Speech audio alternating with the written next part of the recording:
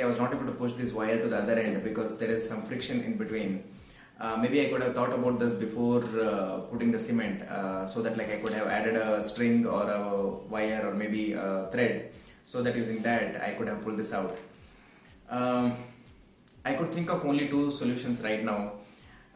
Maybe one is like we could keep a thread here and blow high pressure air so that it comes on the other side, or on the other part we could keep thread on the other side using a vacuum cleaner or high pressure air.